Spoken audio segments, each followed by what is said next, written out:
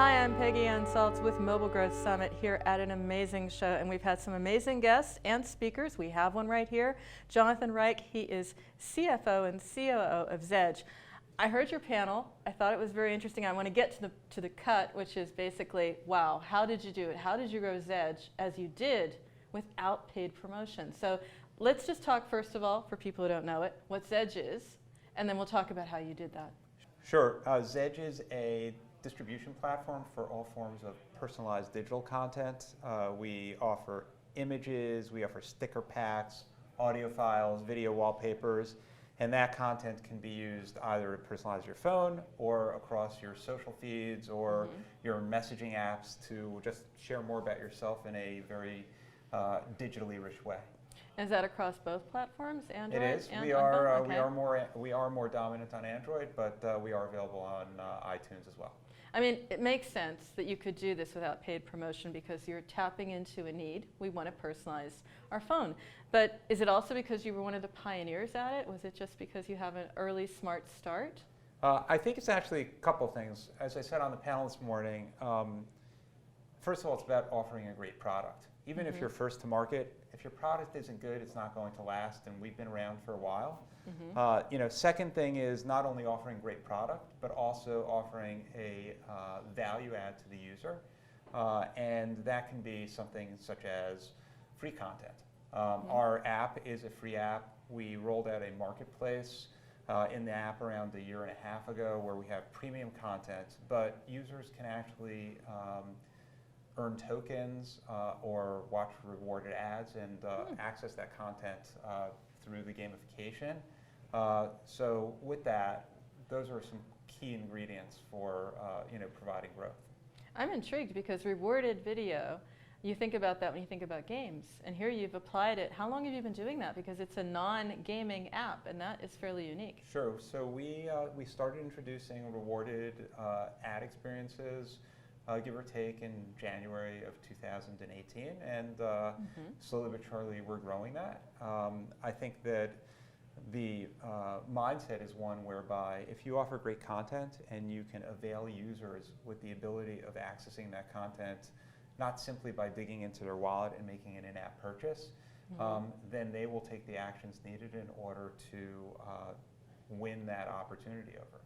How do you keep the content itself current? Because I know that from myself, you personalize and you say, oh, I want something new, I want something different, or there's a change in taste. I mean, you're going to be constantly bringing in content as well into the app to offer. How do you approach that? Sure. So we have two ways of doing that. On the user-generated side, we're essentially a community of sorts.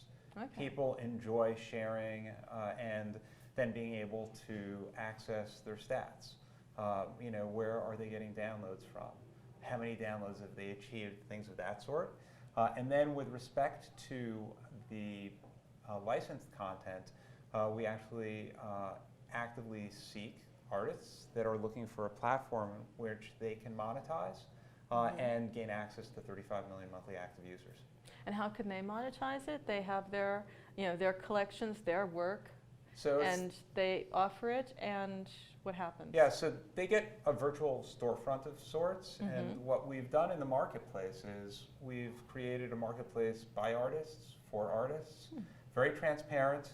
The artist gets to keep 70% of the net revenue that their content generates, and we offer them a host of different ways in which they can monetize. It could be through a rewarded video, it could be through a hard purchase of their content with tokens. It could be through filling in a survey, and we have several others that are in the process of being rolled out between now and the half point of the year.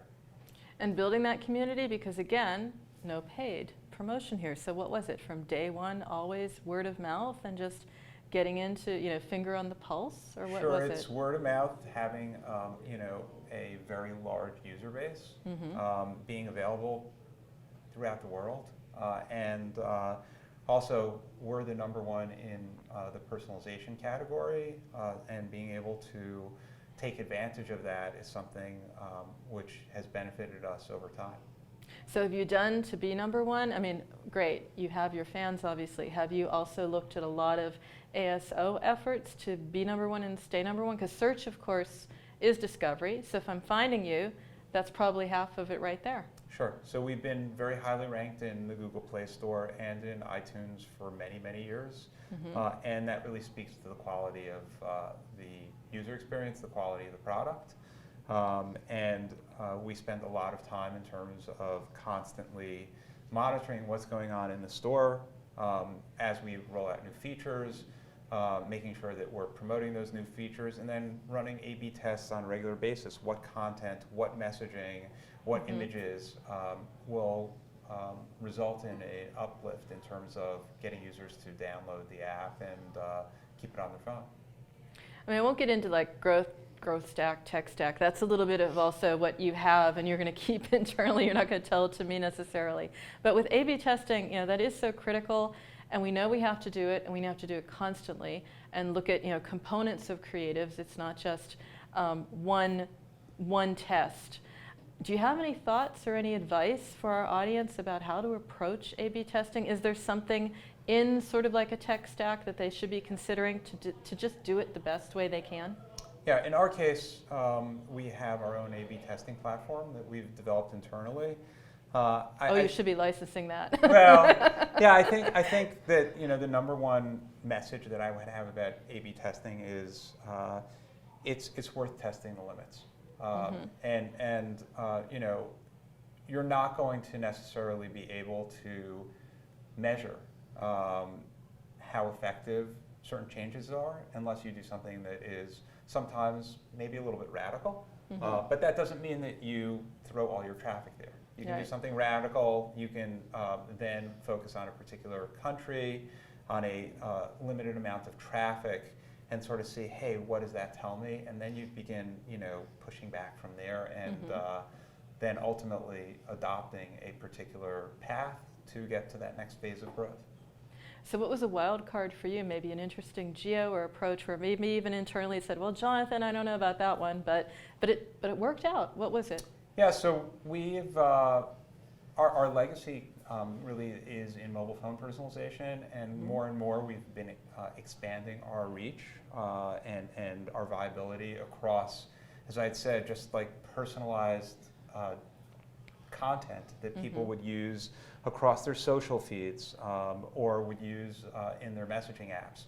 And really being able to test out that messaging, which is a different message than saying, hey, get a great wallpaper on your phone.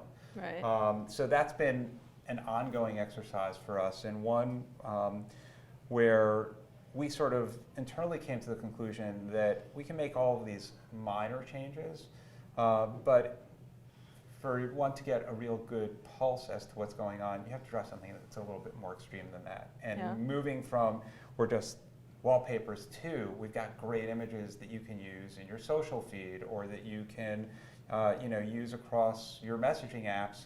That's a different message, and people may not be accustomed to seeing that when they think of ZEDGE. Many times, because we are so highly ranked in the marketplace, people are coming to us with one very specific utilitarian need. We've sort of started to expand that focus, and doing that more sort of radical shift is the sort of thing which gives us better insight as to what resonates, what doesn't resonate, and the like.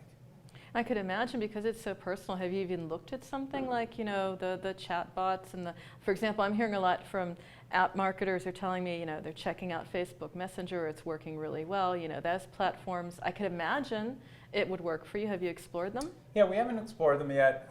We've ranked very high in Google Play, and in a certain sense, we're spoiled in that respect. So our efforts are really more on where are we going to see the most traffic, and then begin, drilling down from there. So that's where we spend most of our time, whether it's ASO or whether it's SEO and the like. As we feel that our expansion is tapping out, then we can try some of those other avenues, if you will. I mean, organic growth is amazing, but we also have that, I wouldn't say it's an issue, but it's something to consider when we talk more and more about incrementality, because it could be that you're growing, but it could also be that you would have grown otherwise. Now, you're not doing paid promotions, so it's not so bad. Right. You're not eating your own budget, but you might be eating your own efforts, and that costs money too. How do you deal with like trying to make certain, are we doing this, or is it happening by itself, and should we just let it go on autopilot? So that's also a function of A/B testing. You can, keep certain content up there and just sort of let it sit, and then use that in order to compare to other changes that you make. But what we have found is, if you're static, ultimately you're just going to fall back. You need to constantly be innovating and offering greater value to your customers, and marketing that value in a fashion which really piques their interest. So how do you do that? How do you keep keeping the momentum? And what might we expect from ZEDGE, this year or coming soon? Because that's just it. You are innovating, you are evolving. So there must be something you can share about your roadmap. Yeah. So we really have invested a lot of time in building out our marketplace, and just over the course of the last 6 months or so, we've rolled out 2 new content types in there. Mainly stickers and video wallpapers. We believe that there's a need in the market for a marketplace that supports digital artists, and that is something which we will continue to invest in, into the future. We believe that the value proposition from an artist's end perspective is not simply the fact that we've got a massive customer base and that we can promote and so on and so forth, but also that we're very user-friendly to the artist. We want to make sure that artists are supported. There's been a lot of change in various other places over the course of the last year, where many times artists feel that they're getting the short end of the stick, and that's not what we want to do. We want to make sure that the artists, who are ultimately the reason behind our success, because we're all about content, are the ones that are given the greatest chance for being rewarded, and where everything is very transparent. I mean, 70% is very transparent. You know exactly where you stand as an artist. And you have these models. I mean, did you use at any level, did you just sort of like borrow a bit from what's going on in audio? Audio, I mean, like the SoundCloud, the Spotify. I mean, they were that for music. What I guess you're trying to be for real art, right? Yeah, I'd say we didn't so much borrow from them. We had acquired a company around a year and a half ago that was trying to build this strictly for musicians. And we came to the table being much more generic. Music is but one form of art. Yeah. And as a result, the mindset that we've had is, since art is where we ultimately benefit from, we have to make sure that the artists are the ones that are the winners, and that are given the transparency that is so important to them, and the creative platform, in order to spread their beautiful work to all of our user base.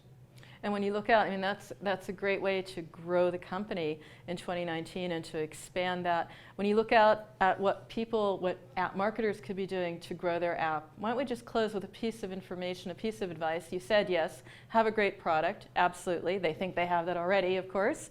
But as a strategic look at what is possible, what would you advise? I would say that it's really critical to think about how to use your customers, your fans, your followers, in order to accelerate growth. There's nothing like a organic experience where someone that you know that's close to you says, hey, check this out. It will have weight in your overall decision matrix. And that's something where I think many app developers sort of lose sight of that. They think, oh, I'll go out and I'll spend some money, or I'll do ASO. But what about turning to your biggest fans and really using them as an opportunity to win more customers? Well, thanks ever so much, Jonathan. My Some pleasure. great advice. Good luck with ZEDGE. Thank Good you luck very with taking it to the next level. Super, thank you. And thank you for taking your time here at Mobile Growth Summit.